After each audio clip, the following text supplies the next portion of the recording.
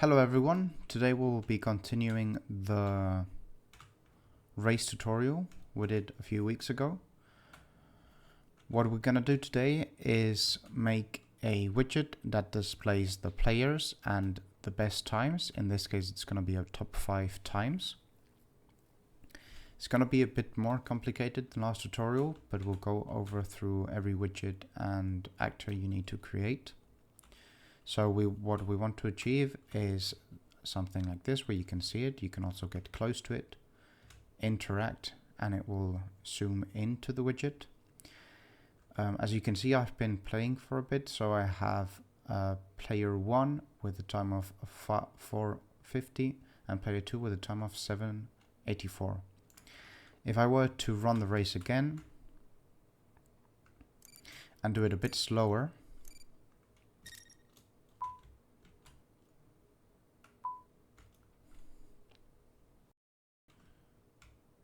I should be placed after the other time.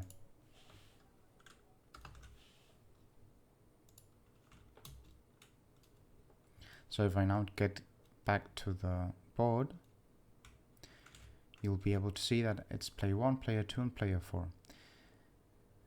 If I were to now to do a time that's between 450 and 784, I should be placed between those.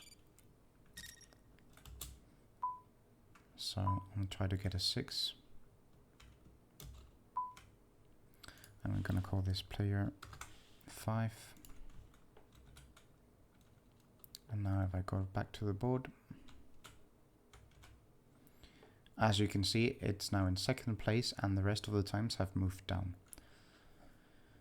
So to do this, first thing you want to do is, if you want to copy what I did more or less, first thing you'll need to get is the asset you want to use. So if you go into Window, Fab,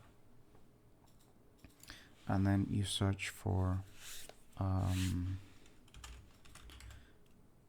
chalkboard,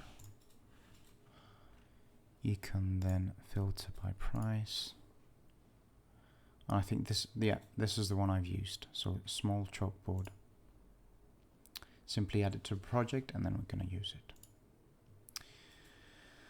I created a new folder where I placed the new blueprints we're going to be using. First things we're going to do is the widgets. So if you don't know how to create a widget, you right click, blueprint class, and use a widget. The first one we're going to create is the board. So this one. This one is a bit more complex than the ones we've done previously, but still really simple. I'm going to minimize this so it's clearer. First thing, as always, we start with a canvas panel and drag it in.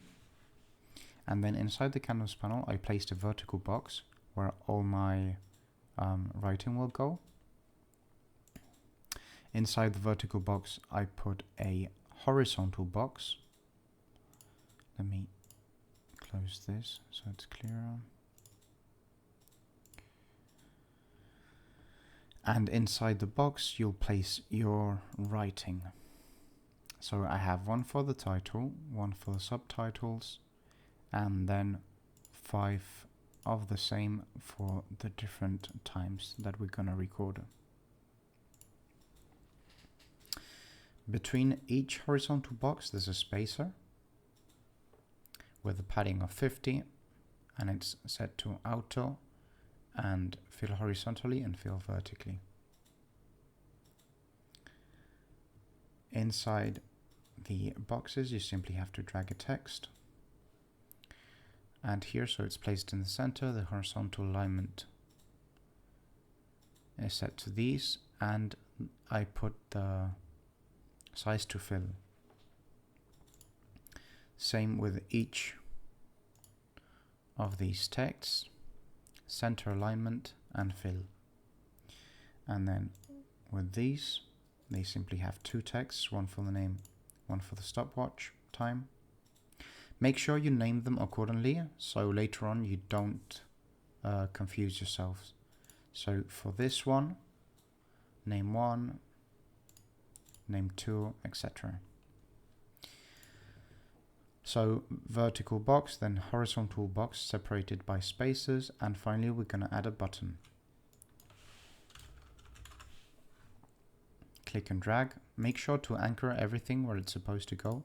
In this case, the anchor for, since it's already inside the vertical box is already anchored to the center of the screen. Okay, so the button is a simple button, and then I simply put a text inside the button. Here you can edit the color of the button when it's on normal, so you simply see it like this, on hovered and on pressed. So as you can see here, if I interact, this is normal when I hover, and then when I press it. Once we got it looking right, we can leave it.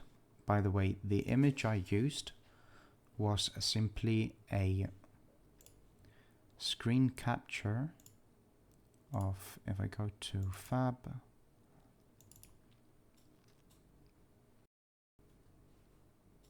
it was a simple screen capture of this part of the texture. So I didn't complicate my life too much with that.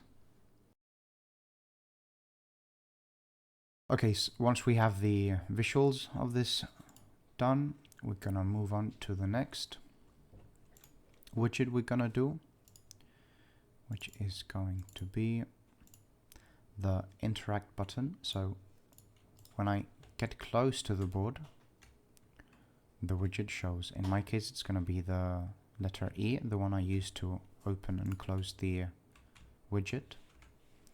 This is really simple.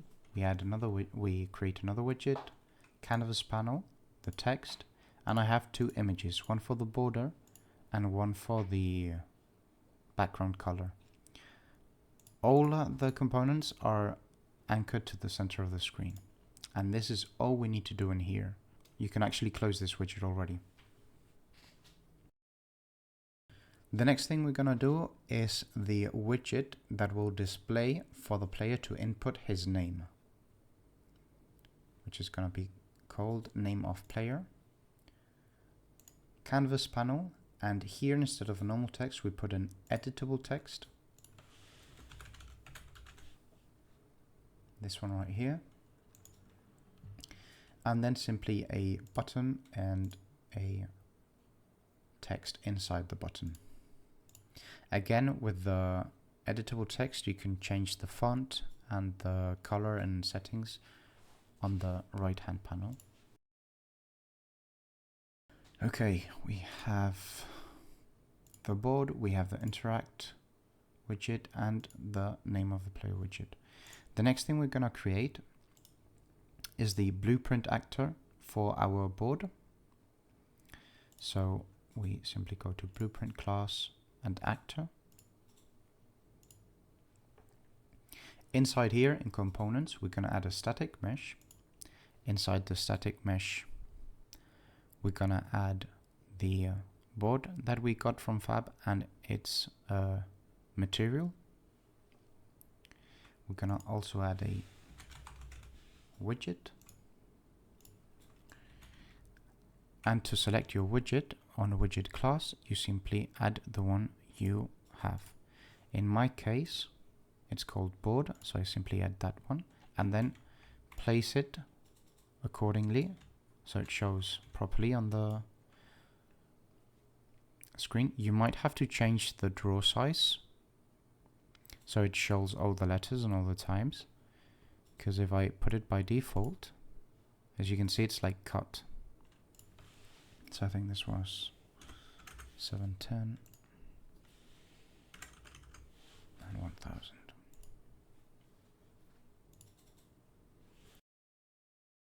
The space is set to world.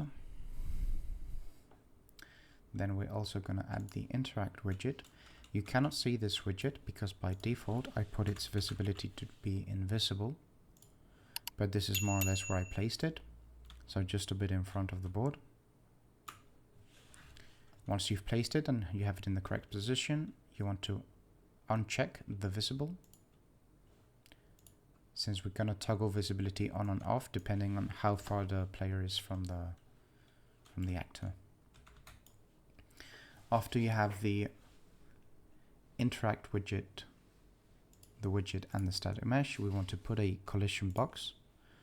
So you simply type collision, the box collision, or the sphere collision, whichever you prefer.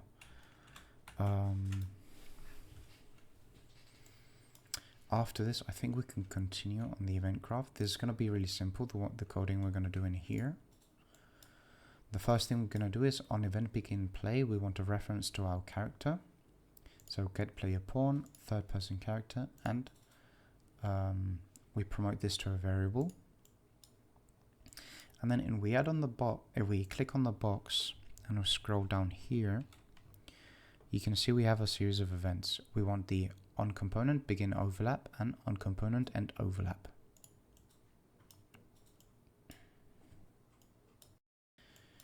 And simply add them here. We're going to do this part of the code a bit later. Okay, the last thing we need to do is the data structure. So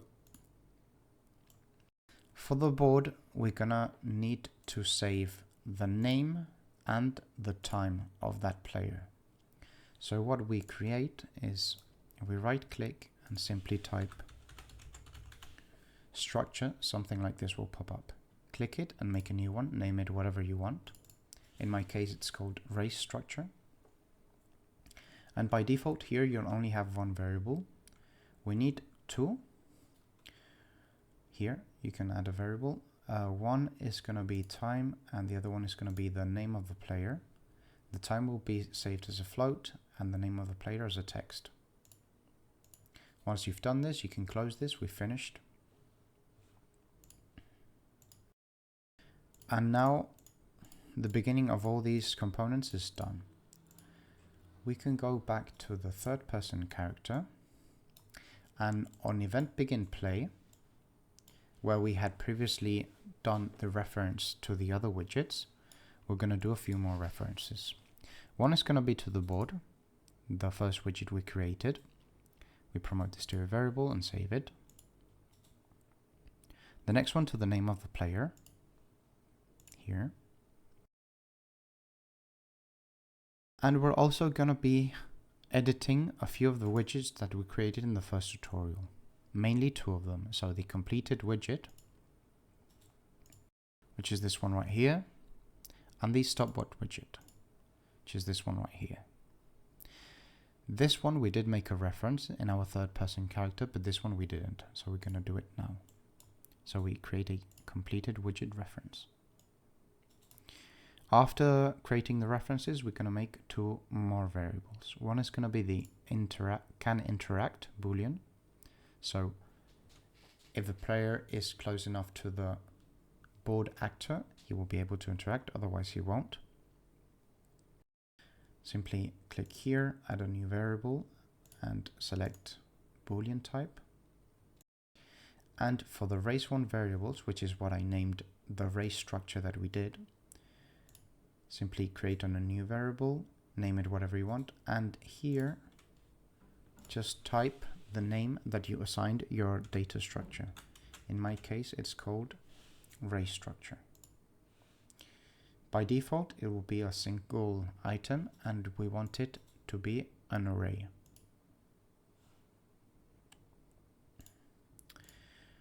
Once here, we compile, so we can add values, and you have to add 5 array elements. As you can see, it's important to note that the index starts at 0 and not at 1. So the last number you will have is 4 for 5 items. I'm going to delete this one since I already have mine. Compile. And for each of the index, we have to set default values. The time will always be 0. And in my case, for the name of the player, I simply want to put a name ... I do this for all of them. Once we've created our reference to the widgets and 2 new variables, the can interact and the raise one variables, we can go back to the board actor and finish this off. So on component begin overlap, we want to check if the overlapping actor is indeed our player. So we create a branch and check if they are equal. If it is indeed our player, it means we can interact. So from our third person character, we get the Boolean we created just now, and we say he can interact. And we also want to get the interact widget, simply drag it and set the visibility to true. If on the other hand, we end the overlap, and it is our player who ended the overlap, we can no longer interact, and we set the visibility of the interact widget to false. And that's all we need to do with this actor. So just to recap, we did the references, we created our new variables, one with the data structure we created. The interact widget is finished, and the board actor is also finished. The next thing we want to do is go into our board widget, and we're going to start doing the code here. So if you click on graph, on the event graph, on event construct, we also want to get a reference to our player. So the same thing as before, get player pawn, cast to third person character, and promote this to a variable. We'll worry about this a bit later. And we also want to create the functions for the texts that we have in the widget. So for each of the names and for each of the times, when you click on it, you're gonna have to create a binding for each of these. By the end of it, you should have 10 functions here. So we go to the first one. So the get time for the first time. This is the same formula we used in the previous tutorial. You can simply copy and paste it from the other widgets we did. But basically what this is doing is that it's getting a whole number and converting that number into minutes, seconds, and milliseconds. The way we do this is we get the third person character reference, which we did in the event graph. So we're getting this variable, getting the raise one variables from the data structure that we did. The way you do this is type get, we get a reference, we split the structure pin, and then this is the time that we're interested in. Since it's the first time, it's gonna be index 0. Because remember that when we create the array elements, the first index starts at 0 and not at 1.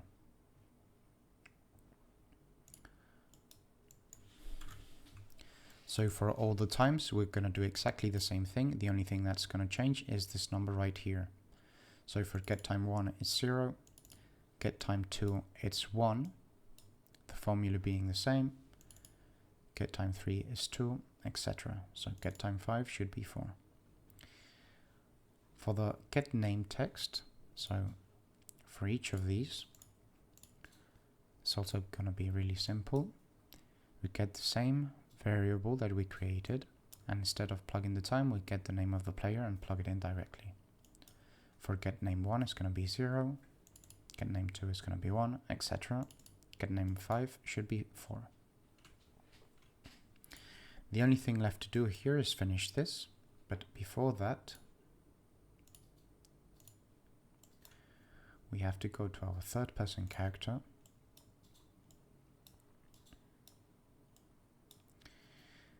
and create the input to interact with the widget. So in my case, it's going to be the letter E. On released, we're going to check if we can interact. This is this variable which we set in the event graph of the board actor. If we're overlapping, this becomes true. Therefore, we can continue. And the first thing we want to do is pause the game. We want to get the board widget and add it to the viewport. We don't have to create it since we already created it here and have its reference. We add to the viewport.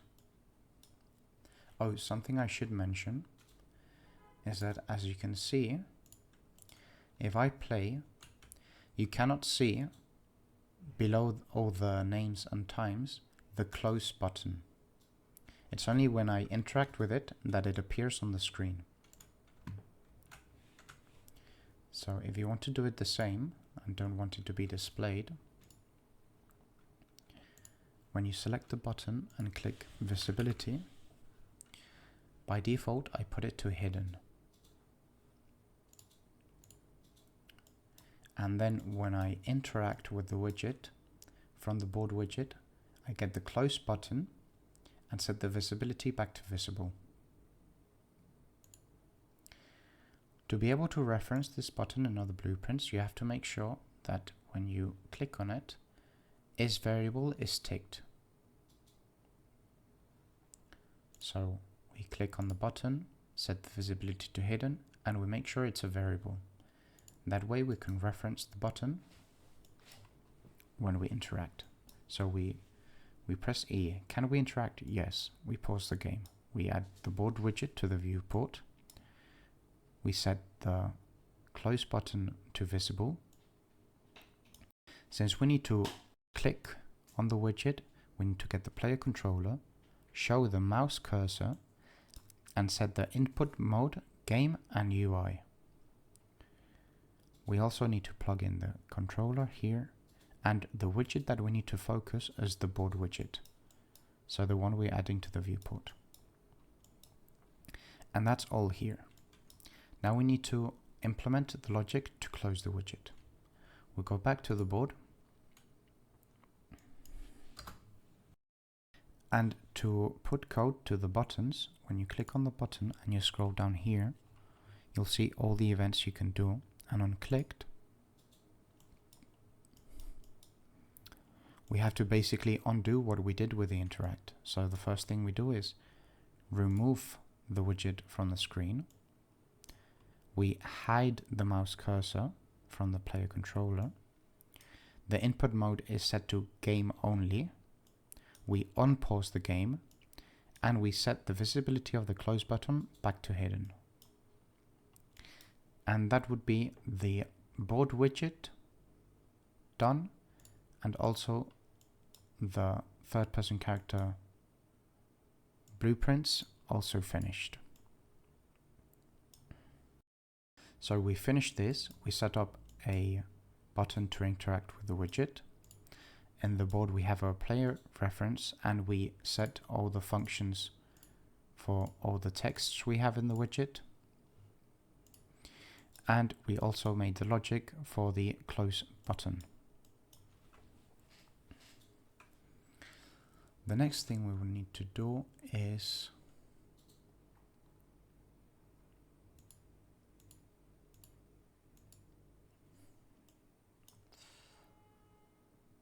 we're going to leave this one. We're going to leave this widget for the last bit. So we've completed the logic in third-person character on the board, the interact, and the board level actor. We now need to open one of the widgets that we created in the last tutorial, this one, and we're going to edit a few things. Within the graph, the only thing you should have is the event construct, the reference to the player, but we do need to change the function that gets the text. So this number, this is what we had previously. So depending on the race, it would get the best time of race 1 or the best time for race 2. now we need to get the variable that we created, get the copy of array 1. Since we're only gonna display the best time overall, we get the time from index 0.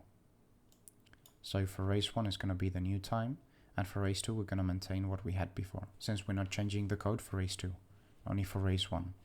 Although I imagine that if you want to implement the system, you would want to implement it in all the races you have available. So yeah, this is the only change we need to do here. Okay, the next thing we need to do is go into the stopwatch widget, which is where we had all the logic for the stopwatch and the time values. So one thing we need to change is the binding for the best time. This is just so the player can see what the best time to beat is while he's doing the race. So we go to the binding we did. We have to do the same thing as what we did in the complete widget. So you can just copy and paste it. For race 1, we want to get index 1 of the variables we did. And that's all. And then here's the more complicated part. In the event graph is where I did most of the changes. So the reference doesn't change. The timer doesn't change. But as you'll remember if you've seen the previous video, here we had an event, which is this one, the stopwatch, that would stop the stopwatch, and then depending on the race it will check if the new number is smaller than the best time, and then that would be promoted to the best time. We're gonna have to change this part of the code to this.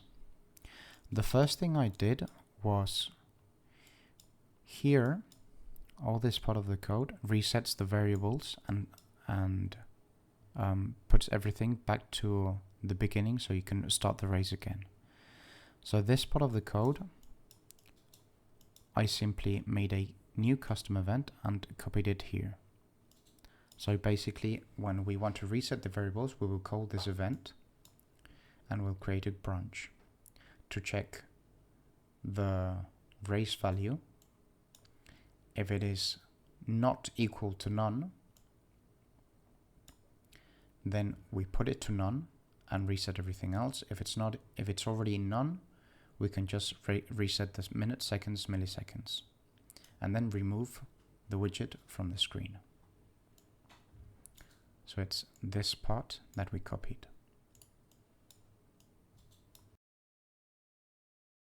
For the race 2 option, since I'm not changing it, I didn't change anything, but to keep it functioning, I had to add the reset variables at the end of the line. So after we check and we set the new best time for race 2,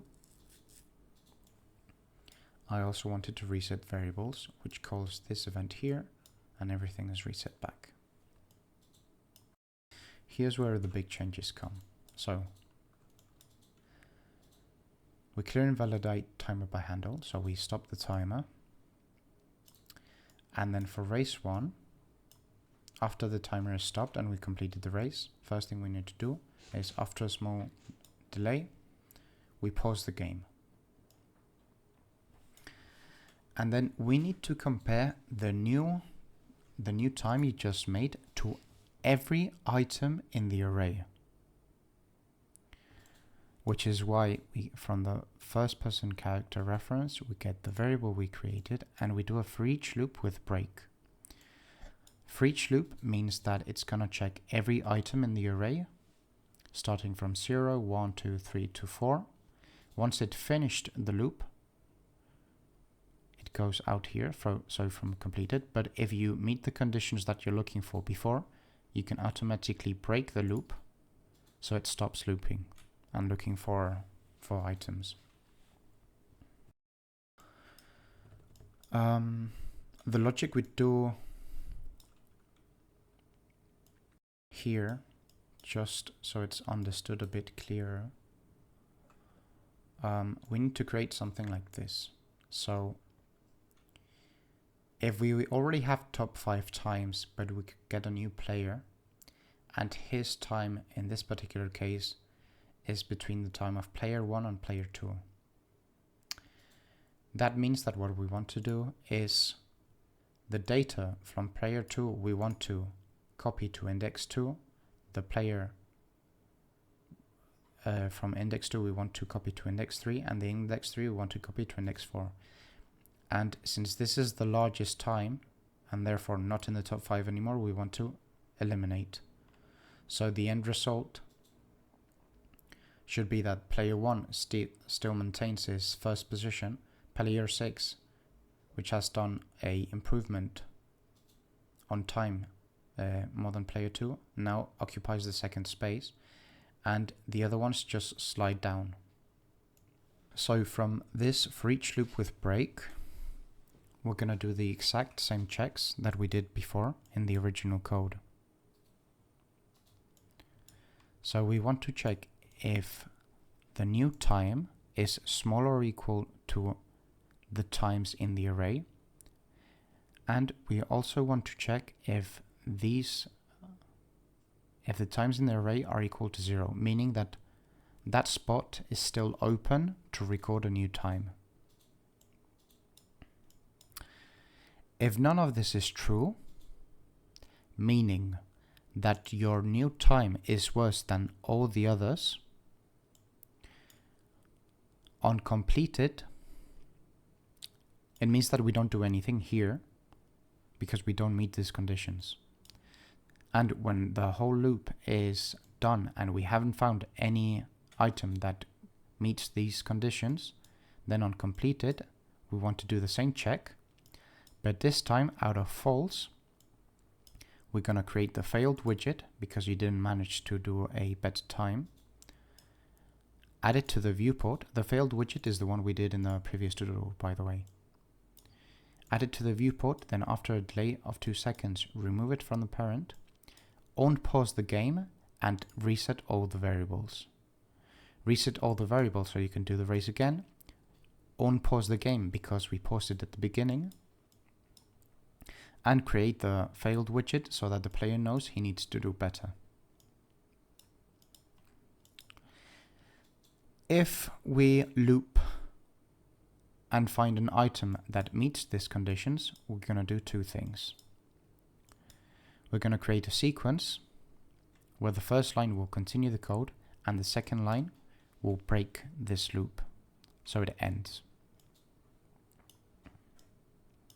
If we meet these conditions, we want to get from the third person character reference a reference to the complete widget and add it to the viewport.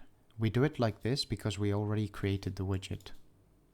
If you remember the last time, we created the widget and then added to the viewport. Since we already have the reference, we don't need to do that. So these conditions are met.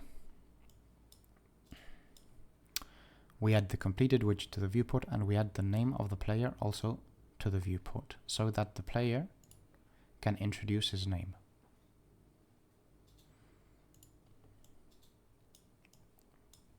We also want to show the mouse cursor so they can click on the text, and set the input mode to game and UI so he can write.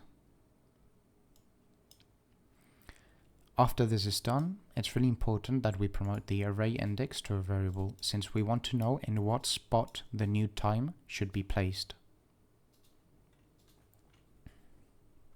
So we promote that to a variable. And then we need to do a series of checks, because depending on what array index, we're going to do one thing or another. So the first thing we need to do is check if the number 1 spot already has a time. If the number 1 spot is equal to 0, it means it doesn't have a time. Therefore, we can simply set an array item, which comes from third person character. We get the raise variables, and from here is where you pull and set array element. The array index is the one we promoted here. And we get the time that we just did and we set it to this array element. So this basically means if there's no time on the leaderboard and you just did the first time, it's automatically going to be placed on the first line of the leaderboard. If this is false and the first spot already has a time, we're going to proceed here. If the array index is equal to 4, it means that we do not have to displace any other times, and we can simply substitute the time that was for the time that now is. So if I get this back, if let's say that a new player 7 comes into the game and he does a time of 11.5, sorry, automatically it's going to substitute this time. We don't need to move any other times further along. So it's also quite simple. If the array index equals 4, meaning it's the last place on the leaderboard, we're simply going to substitute the number. The more complicated things comes here, when the time that it's obtained is between the times on the leaderboard. So if the array index equals to 3, meaning that the time bested this one, the first thing we need to do is copy this data onto index 4 and then copy the new data into index 3.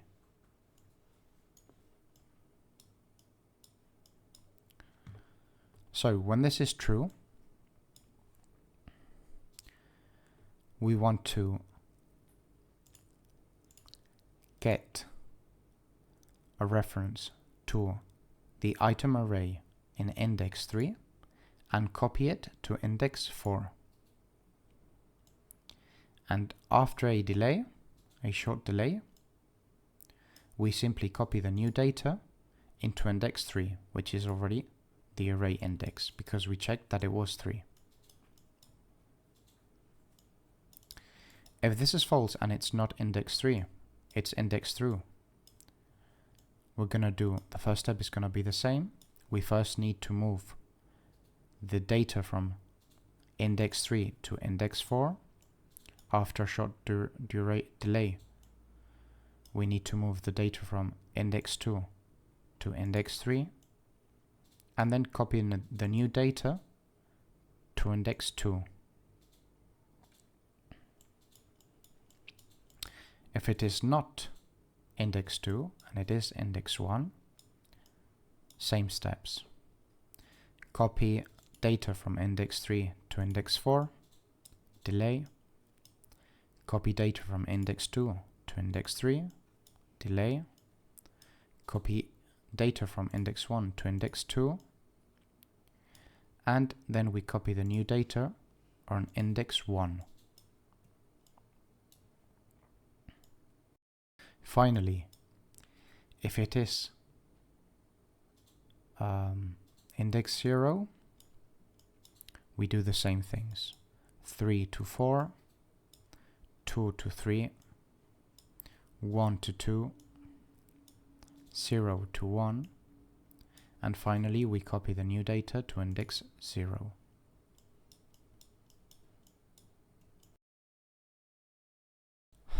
It is a bit complicated and tedious. There's probably a better way to do this system, although this is what I came up with. And this is the stopwatch widget finished. The only thing we have left to do is record the name of the player. So when they actually type their name, we also need to set that text into the array. So the way we do this is, we have yet to do any code here. So on our graph, As always, event construct, we get a reference to our player. Then if you go back to the designer and click on editable text and scroll down here, you'll see this event. On text committed, meaning that they finished writing their name. If we click, this event will appear, and the first thing we want to do is promote the text to a variable that we're going to use later on. After this, we're going to get the raise1 variables and set an array element. And from the reference we had to the stopwatch widget, we also want to get the array index. So the name is placed on the same index as the new time. Instead of leaving this blank, because if we leave it blank, the time would be set to 0, we also need to get the time that has already been placed in this array index. So we have to plug this in. And the item name of player is the variable which is promoted here.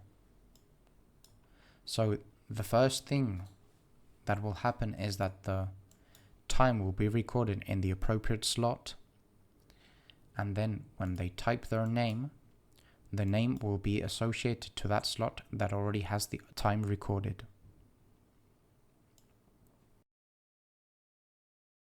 And that's all on this part of the code. The next thing we need to do is on clicked confirm button. So this pops up on the screen. The player types his name and then he clicks this button to confirm. The same thing we did on the other button. On clicked, this event pops up. What we need to do is get a reference to the stopwatch widget and call the reset variables event. So once he confirms his name, this custom event will be called and everything will be reset. Then we also need to hide the mouse cursor again, set the input mode to game only, unpause the game, remove the complete widget from the viewport, so this one, and we remove ourselves from the viewport also.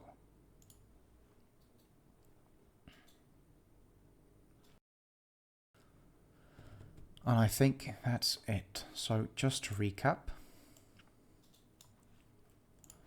we created 3 new widgets, a data structure that includes the name of and the time, a board actor that we can place in the world,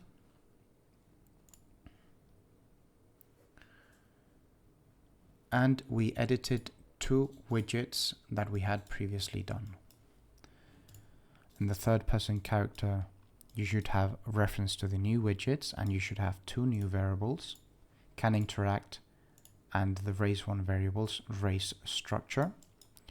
You should also have the code to interact with the widget. In the board, you should have a reference to your third person character and then some code on the close button. Interact should simply be a visual widget, nothing to code there. On the board, we have to make sure that when the actor overlaps, he can interact with it. Name of player, we have 2 things in the code, one for the button and one for the editable text. Raise structure we already mentioned. On complete widget, we simply changed the function that shows the text. Since we're not using this variable anymore, we're using the raise1 variables we did. And then in the stopwatch widget, we changed the whole code for raise1.